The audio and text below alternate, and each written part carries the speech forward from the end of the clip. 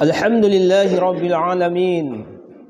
Arsala rasulahu bil huda wa dinil haq liyuzhirahu ala ad-dini kulli walau karihal kafirun walau karihal munafiqun walau karihal musyrikun. Ashhadu an la ilaha illallah wahdahu la syarika lah wa ashhadu anna Muhammadan abduhu wa rasuluh la nabiyya ba'dah wa la rasula ba'dah Muhammad sallallahu alaihi wasallam. Summa qala Allah ta'ala fil Qur'anil Karim. A'udzu billahi minasy syaithanir rajim. Bismillahirrahmanirrahim. Wa ulatul ahmali ajalahunna ay yad'na hamlahun. Shadaqallahul azim wa shadaqan nabiyul karim. Ayyuhal muslimun al-hadirun, ittaqullah summa ittaqullaha haqqa taqwa wa fi anfusikum wa fi ahlikum wa fi amwalikum. Bertakwalah kepada Allah sebenar-benar bertakwa. Takutlah kepada Allah sebenar-benar takut. Baik itu urusan pribadi-pribadi, baik itu mengurusi keluarga masing-masing, maupun dalam urusan harta kemewahan. Ittaqullah summa ittaqullah tafuzu wa tuflihu wa tus'idu fid dunya wal akhirah. Bertakwalah kepada Allah sebenar-benar bertakwa, maka kalian akan mendapatkan kemenangan. Kalian akan mendapatkan keberuntungan. Kalian juga akan mendapatkan kebahagiaan di dunia dan di akhirat. Kaum muslimin jamaah Jumat rahimahullah yang dirahmati Allah Subhanahu wa taala. Kembali kita bersyukur atas nikmat-nikmat yang sudah diberikan Allah Subhanahu wa taala yang Maha Rahman dan Maha Rahim. Terkhusus nikmat iman. Dengan iman Allah gerakkan hati kita. Dengan iman tersebut Allah langkahkan kaki kita dengan tujuan yang sama, berta'abbudiyah, mendekatkan diri serta mencari keridhaan dari Allah Subhanahu wa taala. Mari kita selalu perbaharui, kita jaga iman tersebut. Al-imanu yazidu wa yanqus. Iman seseorang itu terkadang akan berkurang, sebaliknya akan meningkat. Yazid bi ta'atillah. Iman itu akan semakin meningkat kalau ketaatan kepada Allah Subhanahu wa taala semakin meningkat. Wa yanqus bi ma'siyatillah. Iman itu akan berkurang oleh karena maksiat kepada Allah Subhanahu wa taala. Mudah-mudahan kita digolongkan oleh Allah Subhanahu wa taala hamba-hamba yang selalu beriman kepadanya. Kemudian mari kita berselawat kepada Nabiullah wa Rasulullah Muhammad sallallahu alaihi wasallam. Mudah-mudahan salawat yang kita sampaikan dapat menjadi syafaah di hari yauma yafirrul mar'u min akhihi wa ummihi wa abihi wa sahibatihi wa bani. Ada satu hari nanti orang akan lari dari hadapan kita, tak acuh kepada kita. Wa ummihi wa abihi, ibu kita, ayah kita, wa sahibatihi, kerabat-kerabat kita, wa bani, dan anak-anak kita tak acuh kepada kita. Pada hari itu semua orang disibukkan dengan urusannya masing-masing. Maka yang kita harapkan salah satunya adalah syafaah dari Nabiullah wa Rasulullah Muhammad sallallahu alaihi wasallam. Kaum muslimin jamaah Jumat rahimahullah yang dirahmati Allah Subhanahu wa taala.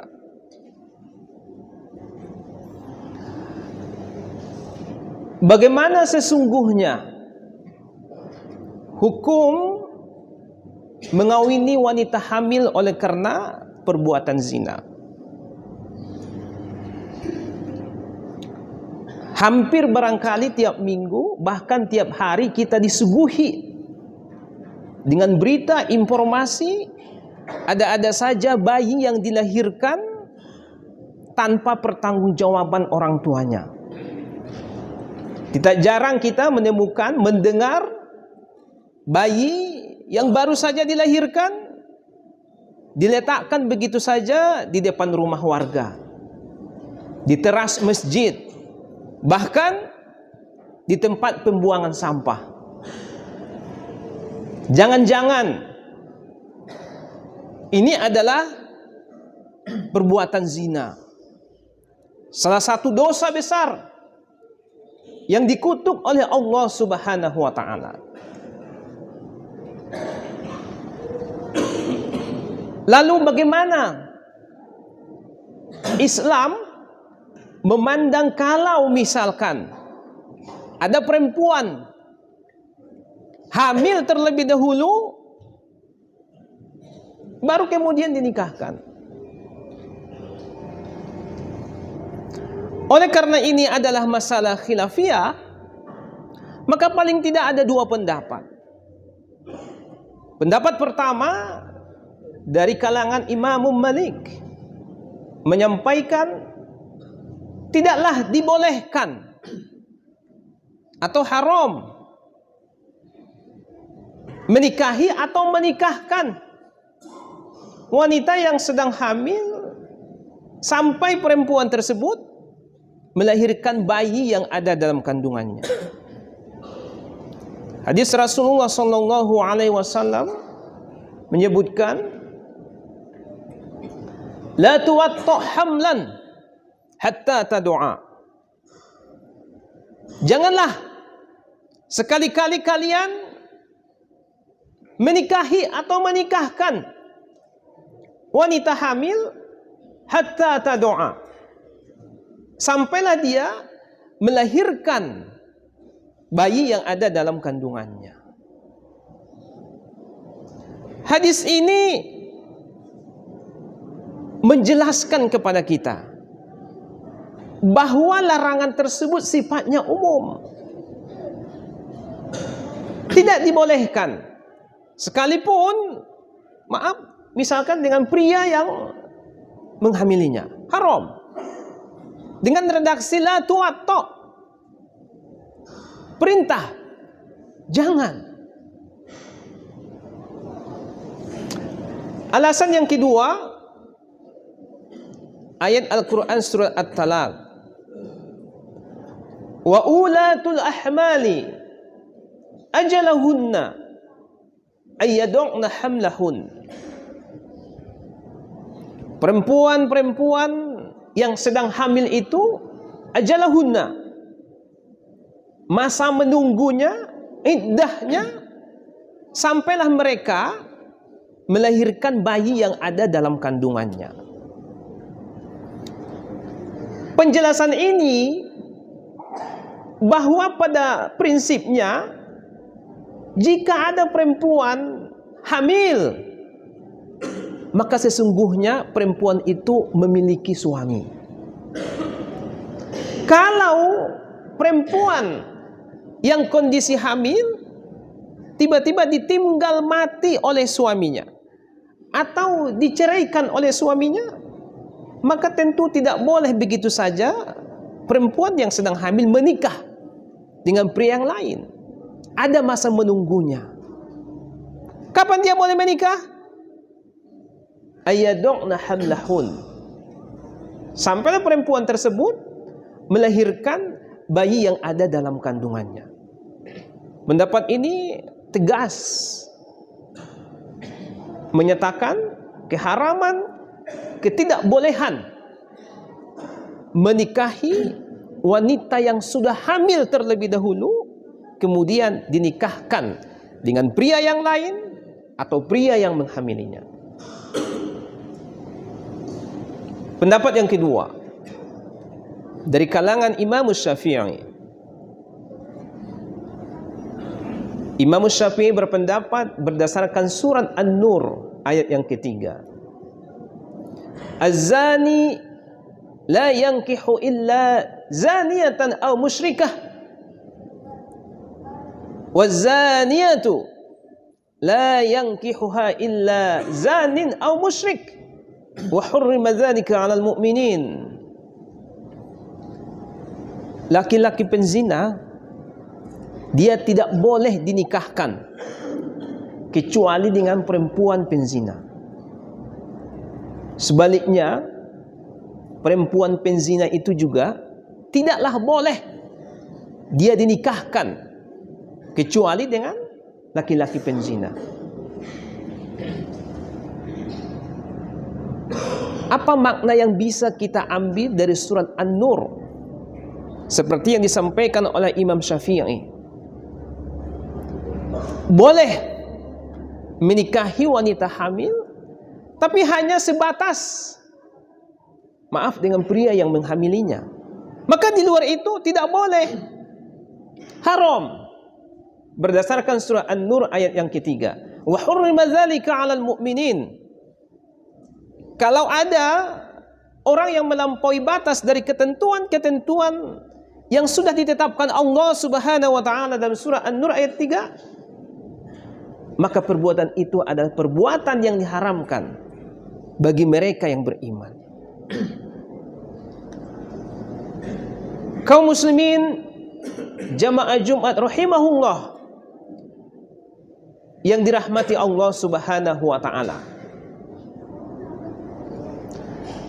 Kalaupun kebolehan tersebut sebatas dengan pria yang menghamilinya, maaf, maka Hanafiyah berpendapat tak bolehlah mereka melakukan hubungan ibadah.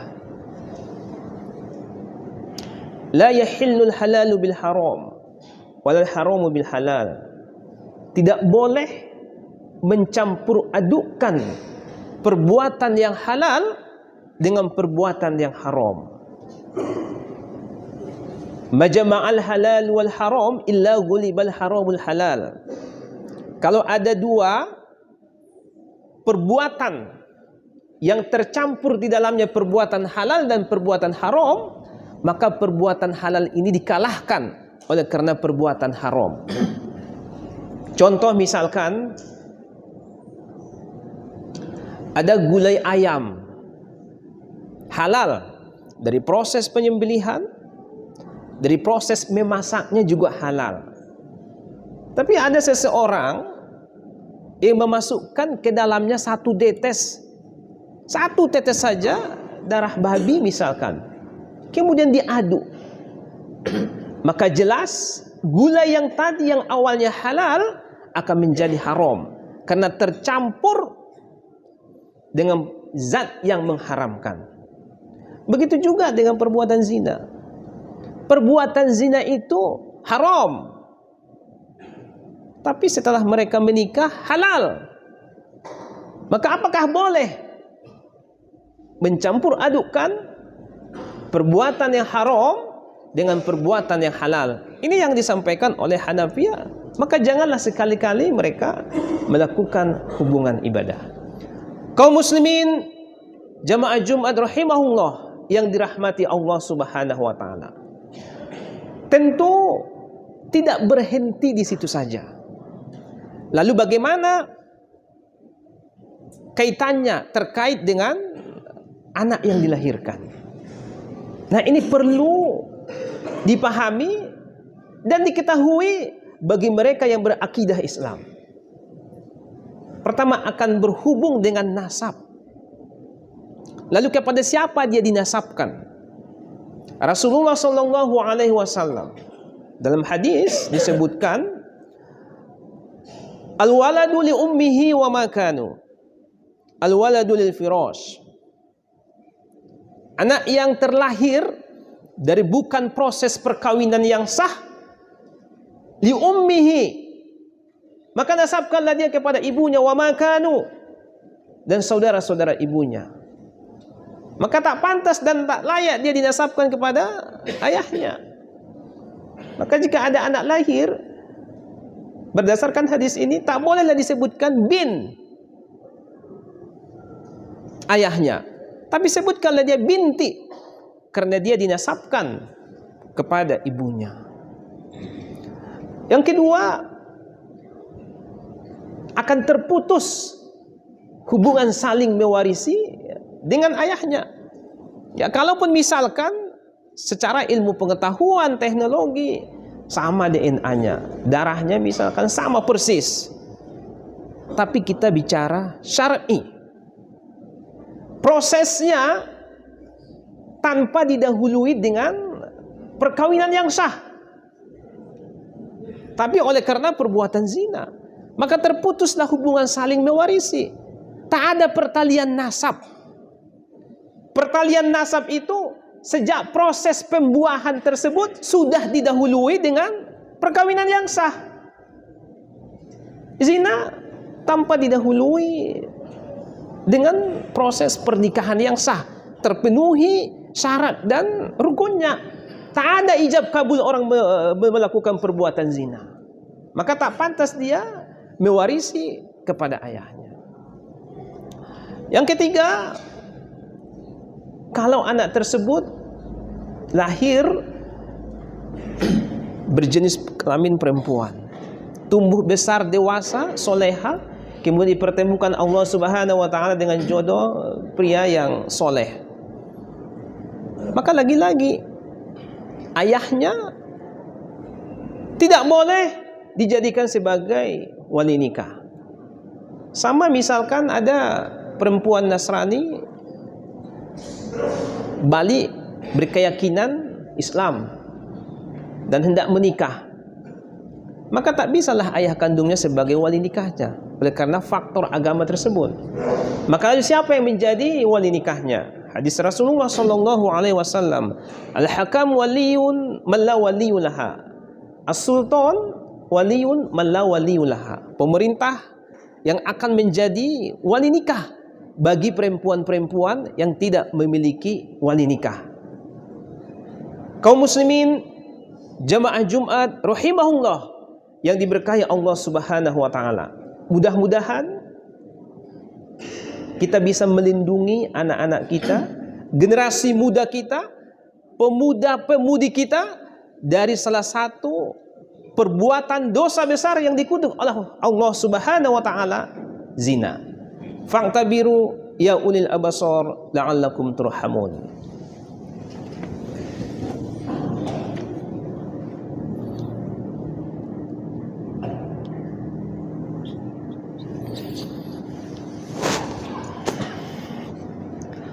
Alhamdulillahi rabbil alamin. 'Allama bil qalami 'allama al insana ma lam ya'lam. Asyhadu an la ilaha illallah wahdahu la syarika lah, wa asyhadu anna Muhammadan 'abduhu wa rasuluh, la nabiyya ba'dah wa la rasula ba'dah, Muhammad sallallahu alaihi wasallam. Summa qala Allah ta'ala fil Qur'anil Karim, a'udzu billahi minasy syaithanir rajim. Bismillahirrahmanirrahim. Ya ayyuhalladzina amanu taqullaha haqqa tuqatih wa la tamutunna illa wa antum muslimun. Innallaha wa malaikatahu yusholluna 'alan nabiy. Ya ayyuhalladzina amanu shallu 'alaihi wa sallimu taslima. Allahumma ighfir lil muslimina wal muslimat wal mu'minina wal mu'minat bi rahmatika ya arhamar rahimin. Allahumma ja'alna syukura waj'alna subura waj'alna fi 'ainina saghira wa fi a'yunin nasi kabira. Rabbana hab lana min ladunka minas solihin.